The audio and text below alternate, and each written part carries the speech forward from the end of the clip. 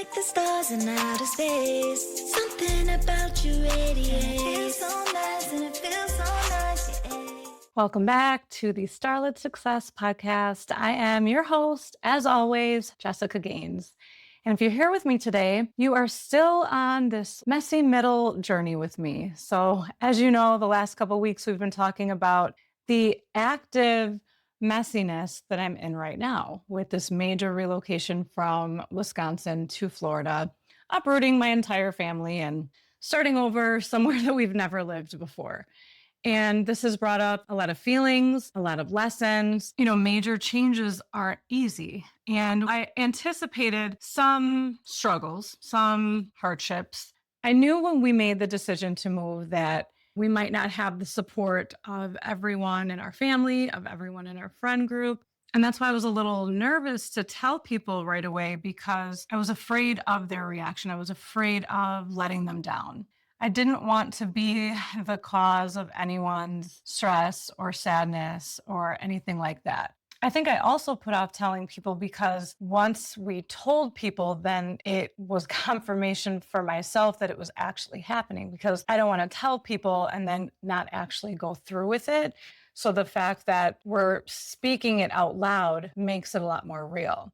And I know people interpret things based off of their own experiences, their own beliefs, their own emotions. I mean, honestly, it doesn't matter what you do. People are going to have their own opinions no matter what. You know what they say? Opinions are like assholes. Everyone's got one. But I think I was most concerned about, the people that we care about. I didn't want to feel like I was letting them down or I was abandoning them. If they're people that you care about, you're obviously going to care about how they feel. Sometimes their opinions or their reactions or their feelings about a decision that you've made will impact you. And I'm not saying that you're going to change your mind or not do whatever it is that you want to do. But if you don't have the support of the people that you care about, it makes a difference. Naturally, we want to feel the love and support because anytime we make a big change in our life, it's already hard enough. It's already scary enough. So then to add the complexity of human emotion and relationships and all of that can just add an additional strain that can make the whole process a lot more difficult, a lot more uncomfortable. It was honestly overwhelming at first, just thinking about the amount of people that we had to tell.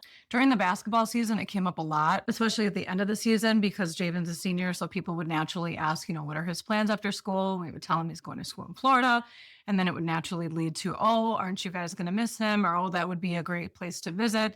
And then we would follow up with, oh, we're actually moving there. Oh my goodness, you're moving there. So that was a pretty common conversation throughout the basketball season. But before that and after, there's a lot of people that we have to share the news with, whether that's family or friends or coworkers or bosses, neighbors, pretty much everyone. And some of them, it almost felt like we had to brace for impact because we weren't sure the reaction that we were going to get depending on who we were telling. Because one thing that we discovered was how wildly different the reactions have been.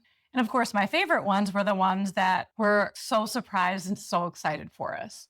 Their eyes get really big. Oh my God, you're moving to Florida? How cool. Where are you moving? And it would just lead to this really fun conversation. And they would share how they've always wished they could move to Florida. You could see in their eyes, like they see adventure, they see possibility, they see opportunity, they see a new life. The fact that we're actually doing it and they've thought about it or they've talked about it, but whatever reason that they can't actually do it at this time is preventing them. Then you have people like my best friend and her husband who have wanted to move to Florida for a really long time. And with kids in school and stuff, it just makes it hard. But now that we're actually doing it, they realize maybe we could, maybe we should. My parents who were doing the snowbird thing every year, they were going down for about a month or so. Now it's like, okay, well, Jesse and Eddie are actually moving. Maybe we should too. So it's fun to inspire other people. It's fun to see their excitement and kind of be that trailblazer to help them see what they could actually do. Maybe people are actually going to make this jump because we've done it. And we can kind of help guide them. I love telling these people the news because it's so much fun. You just kind of vibe off of each other and share all of the excitement about Florida and all the awesome things that we have to look forward to. So it's really fun to kind of just feed off of that energy. So those are the excited ones. Those are the ones who are living vicariously through you. And then we have the anti-Florida people. The minute you tell them you're moving to Florida, they instantly hit you with every negative thing about Florida and all the reasons that they could never live there. And the biggest one I'm sure you can think of is the hurricanes. Well, what are you going to do about the hurricanes? You know, they have alligators. You know, they have lizards. You know, they've got roaches, all of the bad things that you could possibly think about. And to be honest, like I've thought about the hurricanes, but I find it kind of interesting because we've lived in this house for 7 years. We've never had any issues, right? Last year, they call it the 1,000-year flood. Our sump pump has never even run, to my knowledge. Luckily, we got a new one over the last year or two because we had to get some other work done. So we got this new sump pump, and then we get the 1,000-year flood. So now the sump pump is going like crazy, right? Then just this past spring, we're hit with a freaking tornado. I've lived in Wisconsin for 43 years. I have never experienced a tornado before. We've always gotten tornado watches, tornado warnings, but it never actually touched down. Oh, it actually touched down. Not only did it touch down right down the block from us, it took away our shed, blew it apart across the entire backyard. So I find it kind of ironic that we've never experienced any real severe weather until the year that we plan on moving to Florida. And the two really severe weather events are a 1,000-year flood and a tornado. Now, granted, we get the winter stuff, like the 12 inches of snow and sub-zero temperatures and stuff. We're used to that. But I just thought it was interesting that now we're experiencing the kind of weather that Florida has. So I kind of feel like we were getting prepared for it. So anyway, off on a little tangent there.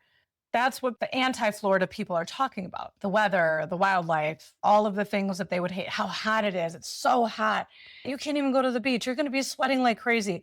As someone who is freezing all the time, I can't wait for that. I cannot wait to be hot most of the year instead of freezing most of the year. That's just me. I'm different. I'm the one in the summertime in the office. I have my space heater going because I'm freezing. But I just discovered that Florida's not for everyone. Wisconsin's not for everyone. Not everything is for everyone. And yes, it might not be for them. And that's totally fine. We're all different. That's okay. It's just something that they don't have any desire in. Of course, I'm sure they care about us and they don't want us to go. Maybe part of it is like, okay, think about all the bad stuff, so maybe you won't leave. I don't know if that's the case. Or they just can't believe that we're willing to endure some of those things because that's not something that they would ever do. And then you have we'll call them the avoiders. These are the people that when you share the news, they don't really say much.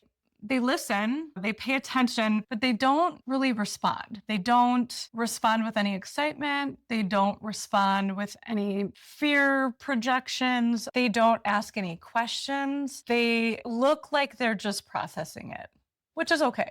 But I'll be honest, these were the people that confused me the most. I didn't understand how to take it. And at first I was a little hurt because it felt like they just didn't care. I didn't understand why they never showed any kind of interest in it whatsoever, whether it be positive or negative. It was just nothing. And I'm a person that like really thrives off of people and emotion and connection and communication. So if I don't get anything, it's like that feeling of unknown. It's that feeling of uncertainty. It's very uneasy. I didn't like it. So then after I was like, okay, maybe I shouldn't feel hurt. Maybe they just don't think it's going to happen. Maybe they're just in a little bit of denial that if they don't give it any life or any energy, then maybe it just won't happen. And then I realized, you know what? Maybe they're just sad. Maybe they don't want to talk negatively because they want to support us. Maybe they don't want to be excited for us because they're not excited to lose us. So the only thing left to do is to just be quiet. If you don't have anything nice to say, don't say anything at all. Maybe they just don't know how to process it. They don't know what to say. Maybe they avoid it because talking about it just makes, like I said earlier, when I said it out loud, when I told people, it made it more real. So maybe they think that if they ask questions or they engage in conversation, that they'll have to actually accept that it's happening. One thing I've realized though is I don't think any of these reactions are wrong. I just think that they're human. They're reacting based off of, like I said, their emotions, how they're processing it, what they've experienced, what their desires are. And that doesn't make it right or wrong. There is no right or wrong way to respond. And honestly, even the people that projected fear or like talked about every negative possible thing that could happen in Florida, I don't even think those responses were wrong. They don't mean any harm by it. It's just where their brain goes. It's just how they interpret it. But another thing I've realized is that sometimes I think we can mistake other people's reactions or feelings about something for guidance or approval. You think, well, if they love me, that they'll understand and they'll support me. And that's not exactly the case. It doesn't mean that they don't love you. People can still love you and not fully support your decision. People can want what's best for you, but maybe still not quite understand why you're doing what you're doing. And I've discovered what they think is best for them, they think is best for you. So they don't necessarily mean any negativity by it. They just feel like, well, this is how I see how things should be. This is what I would feel comfortable with. This is what I would want. So I expect you to feel the same. If there's someone that is terrified of change, then it's going to be hard for them to understand how we could just leave our lives that we've built for the last 40 plus years and start over somewhere completely new. But just because some people don't support you, or maybe they just don't understand, it doesn't mean that you shouldn't do what it is that you want to do. At the end of the day, nobody is living your life but you.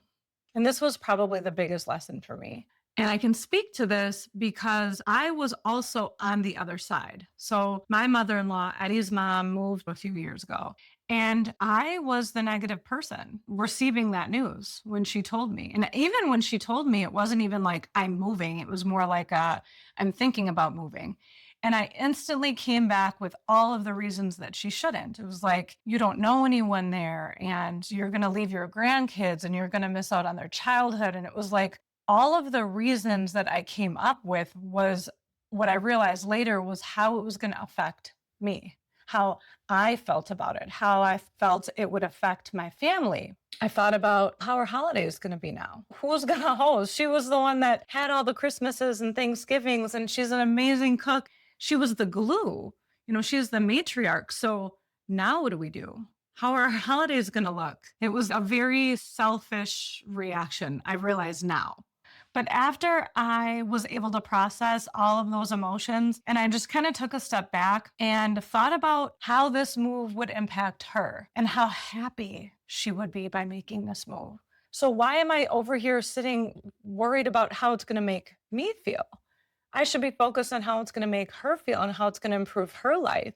So once I was able to get through all that negativity and selfishness, I realized I was actually really happy for her. And I completely supported her, and I still do. You just have to remember that whoever it is that has an opinion or a negative outlook or any kind of unsupportive reaction to what you're doing, they are not living your life. Whatever change you're making in your life, they're not the ones that are going to your job. They're not the ones that wake up in your body. They don't live in your house. They're not the ones building your life. You are. If you stay somewhere just because someone else wants you to stay there, who has to live with that? You do. If you ignore your desires and what you truly want to accomplish based on how it will make someone else feel, who has to live with that? You. I think this is one of the hardest parts about being on a growth journey is accepting the fact that not everyone will understand your path. But really, they don't have to. Everyone is on their own path. Everyone has their own lessons, their own timeline, their own challenges to face. We're all on our own journey. They might not have the same dreams or the same desires as you. Maybe they don't even have any. But the hard part is that in order to be true to yourself, sometimes you have to disappoint people. Not because you want to, but just because you have to be honest with yourself and be true to who you are. At the end of the day, your life is yours. And if you're not happy with it, that is on you. So you cannot live your life for everyone else. It is your responsibility to make sure that you are happy and that you are going after what it is that you want. So if you're in the middle of making a really tough decision or like some life-changing transition like us, Ask yourself, am I making this decision based on what I want, what makes me happy, and what's best for me? Or am I making it because it's making everyone else comfortable? It's making everyone else happy. Ask yourself, what would you do if you trusted yourself more than their opinions? And at the end of the day, you just have to focus on what feels most aligned, and you just have to trust your gut. And just remember, not everyone is going to understand your path or agree with your decisions, but that's okay because their response doesn't determine if you are making the right or wrong decision. Treat their reaction more as information and not necessarily permission. All right, guys, I hope this was helpful. If you are in the middle of a major decision, a major life-changing transition, I wish you the best. You got this. Believe in yourself, trust your gut, trust your instinct, and it's all going to work out. Thank you for spending your time and energy with me today, and I will see you on the next episode. It's all so bright.